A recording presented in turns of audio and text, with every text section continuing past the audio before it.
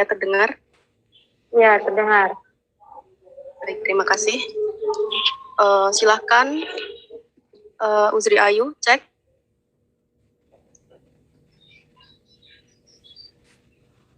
Baik, apakah suara saya sudah terdengar?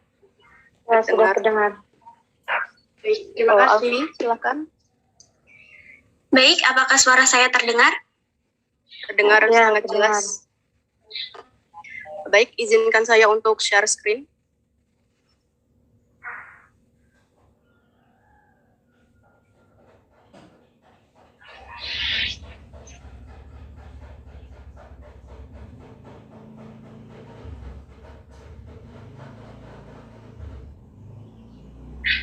Apakah sudah terlihat?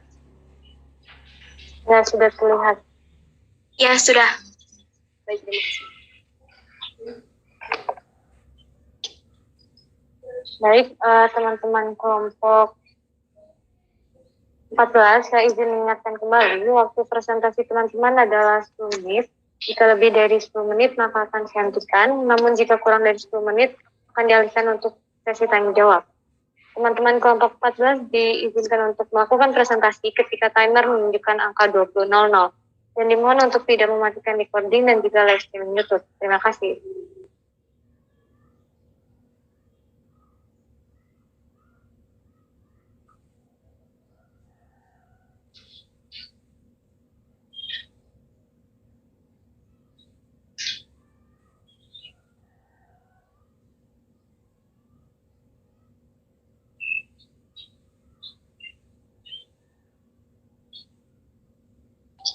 Untuk kelompok 14 yang hadir 3 orang ya? Betul. Oke, baik.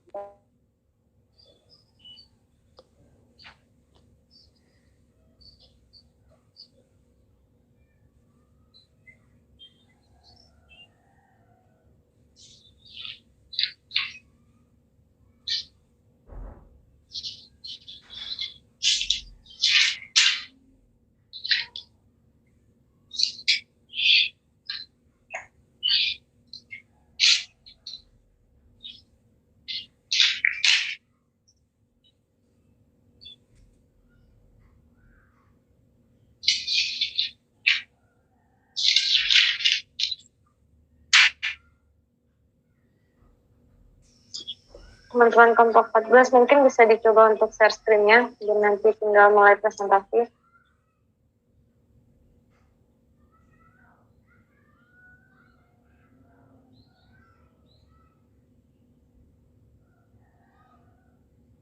Cek apakah sudah terlihat? Sudah, Mbak? Sudah, Kak? Sudah.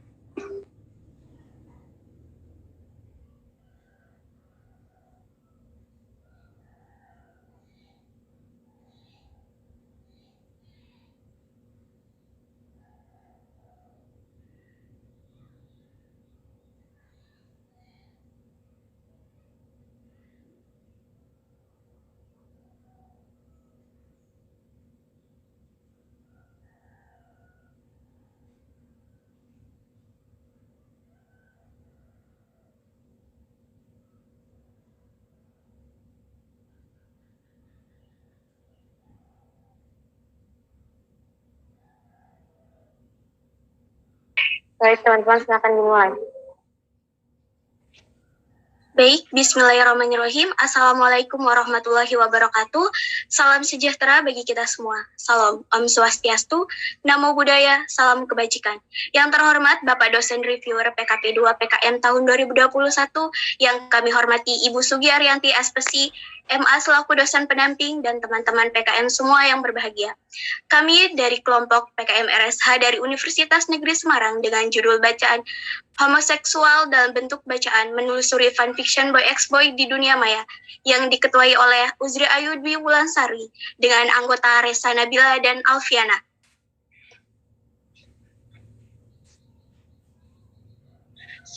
Baik, seperti yang sudah terlihat di layar Bapak Ibu sekalian, di mana di sini merupakan beberapa contoh dari bacaan fanfiction Boy X Boy yang ada di media sosial, yaitu di platform Wattpad dan Twitter. Untuk selanjutnya saya akan membacakan latar belakang. Jadi latar belakang dari penelitian kami yaitu dimulai dari globalisasi menyebabkan banyaknya kebudayaan dari luar negeri dapat masuk di Indonesia dengan mudah. Dengan adanya globalisasi ini, adanya muncul salah satu fenomena yaitu fenomena Hallyu atau Korean Wave. Jadi dari fenomena Hallyu atau Korean Wave ini merupakan suatu fenomena yang terus menyebar dan menyebabkan berbagai kegiatan berbau Korean marak dilakukan di Indonesia.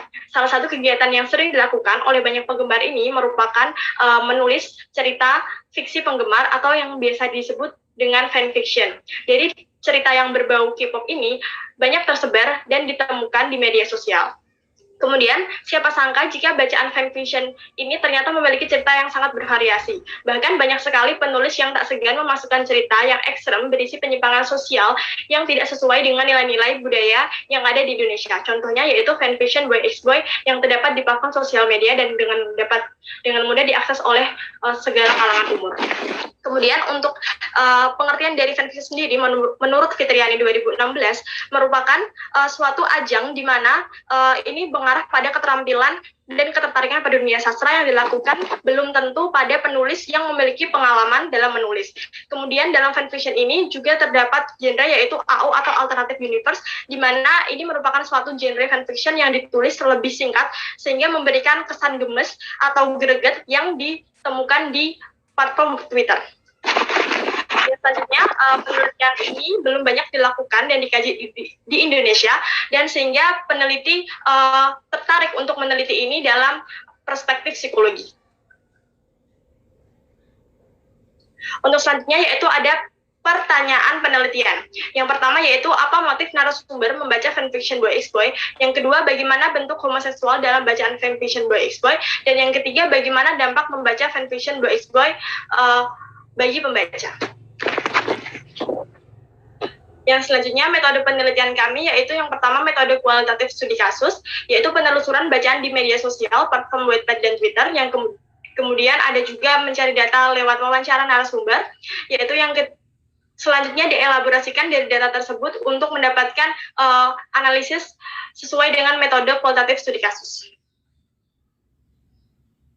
Yang selanjutnya ada kriteria dari narasumber kami. Yang pertama yaitu remaja hingga dewasa awal berusia 15-23 tahun, kemudian pernah dan sedang membaca atau menulis fanfiction Boy X Boy di dunia maya selama 6 bulan, kemudian bersedia menjadi narasumber dan mengikuti proses penelitian hingga akhir penelitian. Kemudian di identitas narasumber kami yaitu ada 3. Yang pertama narasumber dengan inisial MS, S, dan VAR. Di sini narasumber sudah memiliki kriteria sesuai dengan kriteria yang sudah kami tentukan di awal. Yang satunya hasil yang ingin dicapai yaitu yang pertama ada laporan kemajuan sudah mencapai 100%, kemudian ada artikel ilmiah sudah mencapai 95%, dan laporan akhir sudah mencapai 90%. Dari keseluruhan kegiatan TKMRSA ini telah mencapai 90%. Kemudian untuk kesimpulan dari data hasil penelitian, yaitu ada motif membaca. Yang pertama yaitu semua pembaca atau subjek dari narasumber kami yang kami telusuri di platform Wattpad dan Twitter itu merupakan penggemar K-pop. Jadi semua merupakan dilatar belakangi oleh penggemar K-pop tersebut. Kemudian yang kedua ada iseng dan ingin mencoba, di mana awalnya dari pembaca fanfiction ini merupakan hal yang hanya iseng-iseng dan ingin mencoba, tetapi justru menjadi hal yang dilakukan setiap saat, bahkan saat waktu luang, seperti itu. Yang ketiga ada tidak diketahui keluarga. Jadi dari beberapa narasumber yang sudah kami wawancarai, ini kebanyakan tidak diketahui oleh keluarga. Walaupun diketahui oleh keluarga, tetapi mereka justru keluarga tersebut acuh tak acuh atau mengabaikan hal tersebut. Yang keempat yaitu lingkungan pertemanan yang sangat mempengaruhi pembaca fanfiction ini, karena dalam lingkungan pertemanan ini mereka sama-sama menyukai Korean pop dan mereka saling memberikan saran cerita kepada satu teman ke teman yang lain. Kemudian anonimitas. Dari penelusuran kami menemukan banyak sekali akun anonimitas yang menulis dan membaca fanfiction ini di Wattpad dan Twitter, di mana di sana mereka bebas berpendapat, bebas menyatakan omongan, bahkan berkomentar kasar atau berbau dewasa dengan akun yang anonim, sehingga mereka berani membaca dan memberikan komentarnya. Lanjut. Yang satunya ada konten cerita, di mana konten cerita fanfiction Boy X Boy ini berisi tentang konten cerita berbau dewasa, di mana hal ini dapat diakses oleh seluruh pengguna platform Twitter dan Wattpad dan tidak diperuntukkan tidak ada batasan usia seperti itu. Yang selanjutnya ada pernikahan sesama jenis. Sebenarnya ini sudah diatur oleh Undang-Undang Nomor 1 tahun 1974 di mana pernikahan di Indonesia yang sah adalah pernikahan heteroseksual di mana lelaki menikah dengan perempuan tidak, dan ini sangat sehingga pernikahan sesama jenis itu jangan dilarang di Indonesia.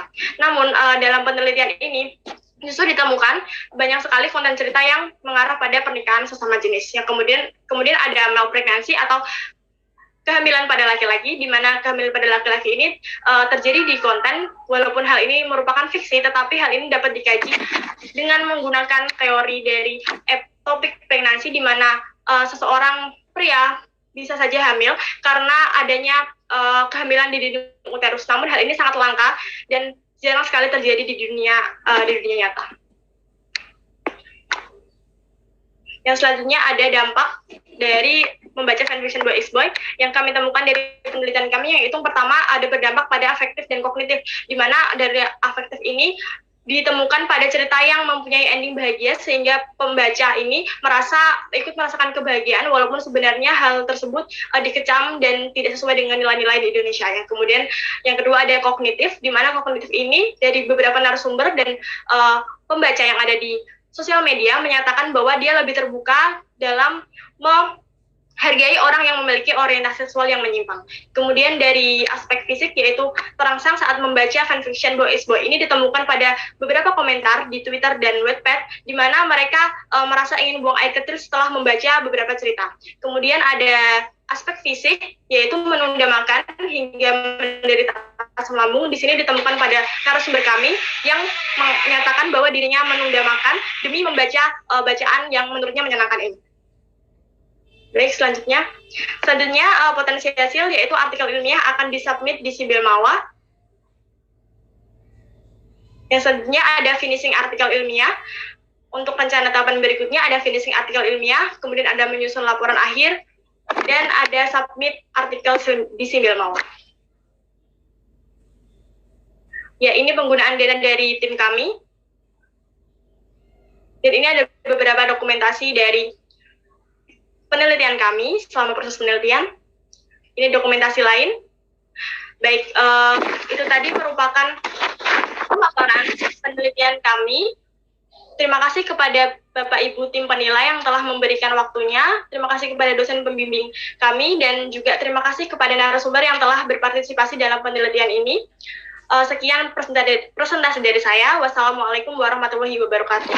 Waalaikumsalam warahmatullahi wabarakatuh. Baiklah, selanjutnya kepada Pak Bagus, saya persilakan. Ya, terima kasih Mbak Milen. Saudara Usri Ayu ya, dan kawan-kawan. Iya, ini apa namanya? Mungkin Anda pun juga salah satu penggemar K-pop mungkin, sehingga tertarik untuk melakukan penelitian fanfiction ini. Dan jujur saya pribadi agak-agak katrok benar ini ya, karena ini zaman milenial ini bacaannya buku gitu ya, ndak ada yang lewat.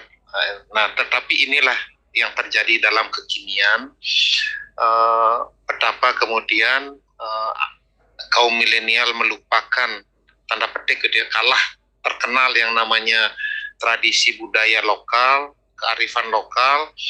Nah, terkalahkan oleh digitalisasi dan apalah namanya seperti sekarang ini. Dan bacaan tadi bagi saya saya ingin konfirmasi gitu ya Mbak ya, karena Anda membidangi ini. Yang pertama, apakah yang disebut dengan perilaku apakah itu orientasi seksual gitu ya? Apakah itu dalam bahasa awam saya itu dapat dikatakan sebagai penyimpangan seksual, Mbak? Secara textbook seperti apa dijelaskan?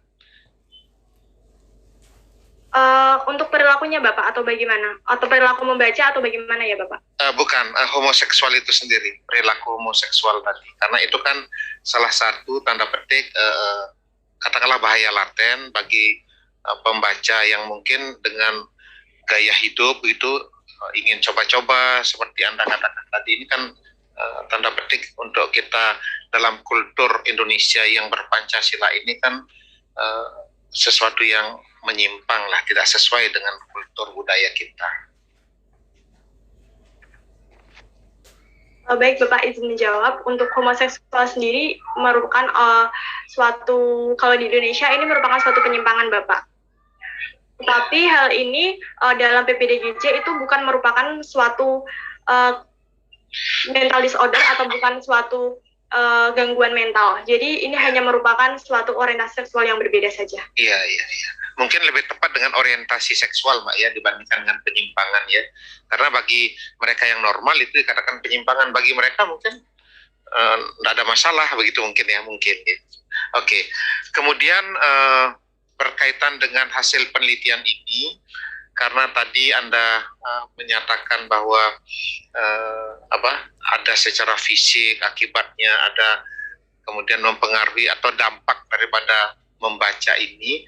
Nah, yang mengkhawatirkan adalah keluarga tidak tahu menahu dengan perilaku membaca atau ketertarikan ini. Bahkan kalau itu aplikasi Wattpad begitu ya. Nah, seperti itu kan aplikasi asing seperti itu, sehingga mungkin tidak terdeteksi oleh keluarga. Nah, ini kira-kira ada secara psikologi itu seberapa besar ya pengaruh membaca itu kemudian dengan Mbak, menjadikan dia seorang bukan hetero tapi homoseksual seperti itu. Seperti apa hasil penelitian ini menggambarkan? Silakan. Baik, Bapak, izin menjawab. Untuk pengaruhnya di psikologis ini lebih kepada aspek afektif dan itu, Bapak, kognitif. Di mana aspek afektif ini itu menyebabkan dari hasil penelitian kami memang tadi tidak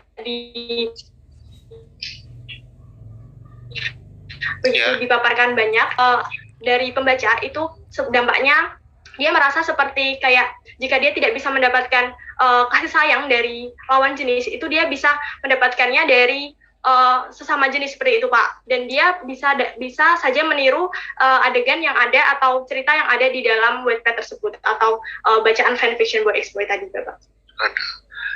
Dalam pandangan Mbak Alfi, hal ini perlu disikapi oleh pemerintah, oleh masyarakat, atau seperti apa, Mbak, dari perspektif Mbak Alfi? Baik, Bapak, izin menjawab. Dari perspektif saya, hal ini tidak perlu ditindaklanjuti karena dari hasil penelitian pun narasumber hanya membaca bacaan ini tuh hanya ingin tahu saja seperti apa. Jadi tidak ada pengalaman besar gitu dalam kehidupan sehari-hari, dan mereka pun tidak mengikuti untuk melakukan homoseksual itu sendiri, Bapak. Dari saya mungkin ada bakat begitu mungkin, Mbak, sehingga dengan membaca itu malah justru lebih Oke. Iya, dari saya cukup sekian, Mbak Usri dan kawan-kawan. Monggo Mas Hempri, silakan. Oke, makasih Pak Beli. Oke, saya lanjutkan ya. Jadi kelompok ini memang kalau saya lihat belum upload artikel ilmiah ya? Sudah, Bapak. Sudah ya? Di draft artikel ilmiah. Oke.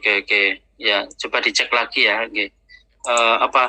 Kemudian ini beberapa hal yang terkait dengan tadi substansi. Kenapa kemudian pendekatannya ini adalah studi kasus ya? Itu kan kenapa Anda memilih ini sebagai studi kasus? Jadi izin menjawab, kami memilih studi kasus karena dalam penelitian ini merupakan suatu kasus yang kami di sini tujuan penelitian kami ini ingin mengetahui dampak dan juga ingin mengetahui konten ceritanya dan bagaimana dampaknya itu bagi pembaca, Bapak. Sehingga kita memfokuskan hal tersebut, sehingga untuk menggali data lebih dalam kita menggunakan studi kasus dan kualitatif gitu, Pak. Oke lah ya, kalau studi kasus mesti masuknya di kualitatif ya. Nah itu, tapi mungkin alasan-alasan apa yang kemudian ya, karena studi kasus harus ada unik ya. harus ada spesifik dan sebagainya. Ini yang saya kira harus ditekankan ya, di alasan kenapa memilih studi kasus. Apakah memang ini alasan yang unik ya? Iya Bapak, Substansinya. jadi izin menjawab Bapak, jadi dari penelitiannya sendiri, ini penelitiannya kan belum banyak dilakukan di Indonesia seperti itu Pak. Terus kemudian dari penelitian terdahulu itu juga menyebutkan bahwa fanfiction ini, pembaca fanfiction itu akan sangat mempengaruhi budaya penggemar. Jadi penggemar itu menjadi sangat terpengaruh dari bacaan fanfiction tersebut, sehingga dari penelitian inilah kami ingin meneruskan atau memperbarui penelitian dari kekurangan penelitian. Oke. Di Indonesia banyak ya penggemar buku ini ya? Anda ada datanya nggak ya? Sehingga kok Anda memilih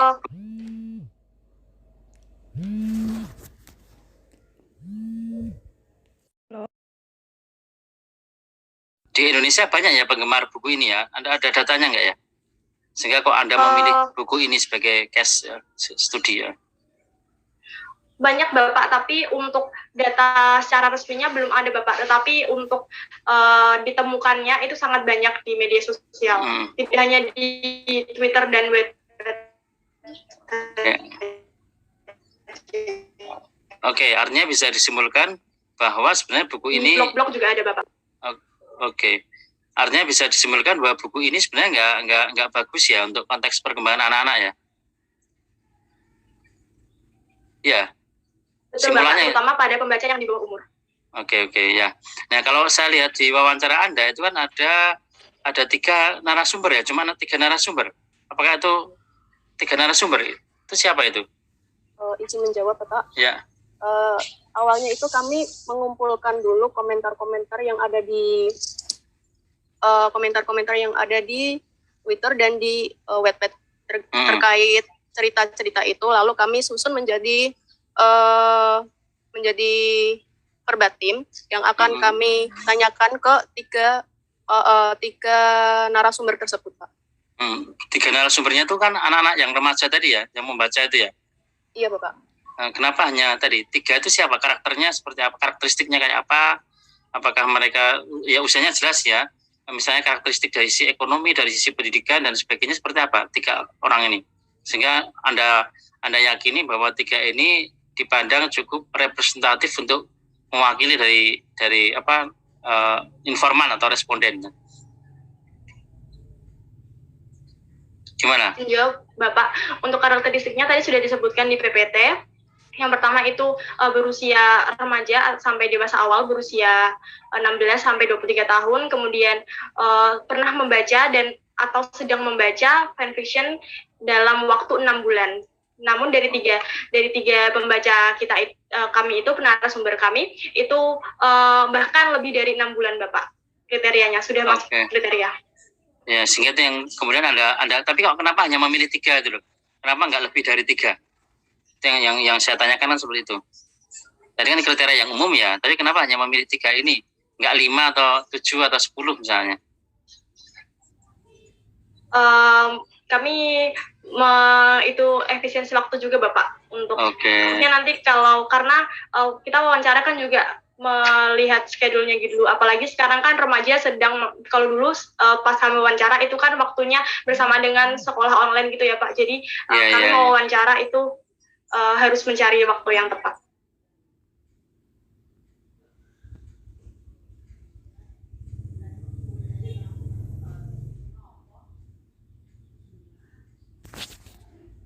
Informan atau responden. Gimana? Jawab Bapak, untuk karakteristiknya tadi sudah disebutkan di PPT.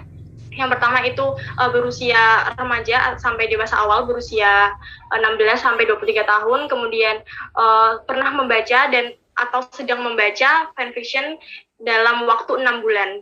Namun dari tiga pembaca kami itu, narasumber kami itu bahkan lebih dari 6 bulan Bapak, kriterianya sudah masuk kriteria. Ya, sehingga itu yang kemudian Anda tapi kok kenapa hanya memilih 3 itu loh? Kenapa nggak lebih dari 3? Itu yang saya tanyakan kan seperti itu. Tadi kan kriteria yang umum ya, tapi kenapa hanya memilih 3 ini? Nggak 5 atau 7 atau 10 misalnya? Kami itu efisiensi waktu juga Bapak untuk Oke. nanti karena kita wawancara kan juga melihat schedule-nya gitu. Apalagi sekarang kan remaja sedang, kalau dulu pas kami wawancara itu kan waktunya bersama dengan sekolah online gitu ya Pak. Jadi kami mau wawancara itu harus mencari waktu yang tepat. Oke, itu yang saya kira perlu ya. Misalnya dalam kualitatif kan tidak hanya satu atau dua, tapi paling nggak dia diyakini mampu menjadi representasi dari metode yang disampaikan. Nah, itu oke. Saya kira itu yang mungkin perlu diperkuat ya nanti di laporan akhir atau apa terkait dengan alasan-alasan memilih responden itu. Ya 3 orang itu. Oke, makasih. Oke, baik, terima kasih untuk kelompok 14 atas presentasinya, dan terima kasih kepada dosen pembimbing yang telah hadir pada hari ini. Baiklah, selanjutnya saya lanjutkan kepada kelompok 16. Untuk kelompok